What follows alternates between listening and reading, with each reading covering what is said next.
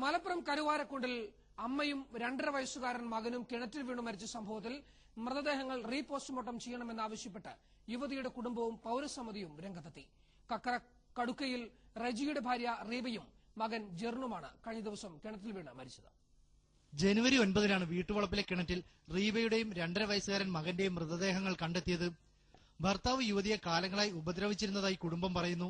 മകൾ ആത്മഹത്യ ചെയ്യുമെന്ന് വിശ്വസിക്കുന്നില്ലെന്നാണ് റീബയുടെ പിതാവ് പറയുന്നത്. ഈ ബോഡി കണ്ടപ്പോൾ തന്നെ വായിന് നിറയാൻ പറ്റിയ കാണുന്നത്.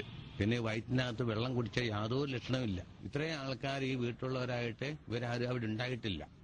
അപ്പൊ തന്നെ ഞങ്ങൾക്ക് സംശയമുണ്ട്, ശരിക്കും കൊലപാതകം തന്നെയാണ്. കാരണം ഇതിന് മുന്നേ വേറെ കാരണങ്ങൾ ആ വീട്ടിൽ നിന്ന് ഉണ്ടായിട്ടുണ്ട്. യുവതി മരിച്ചു കിടന്ന കിണറ്റിൽ ചെളിയുണ്ടായിട്ടും വെള്ളം കലങ്ങിയിരുന്നില്ല. വെള്ളത്തിൽ വീണു മരിച്ച യുവതിയുടെയും കുട്ടിയുടെയും വയറ്റിൽ വെള്ളം ഉണ്ടായിരുന്നുമില്ല.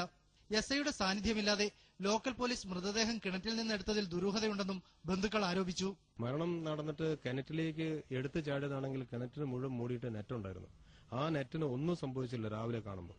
അപ്പൊ ഇത് ചാടിയതാണോ അതിനകത്ത് കൊണ്ട് ഇറക്കുന്നതാണോ? അതുകൊണ്ടാണ് ഞങ്ങൾക്ക് സംശയം. അത് മരണം നടന്നതിന് ശേഷം ആരൊക്കെ കൂടിയിട്ട് കെട്ടി വളരെ അനക്കമില്ലാതെ വെള്ളത്തിൽ കൊണ്ടിട്ട് കിടത്തിയതാണ്.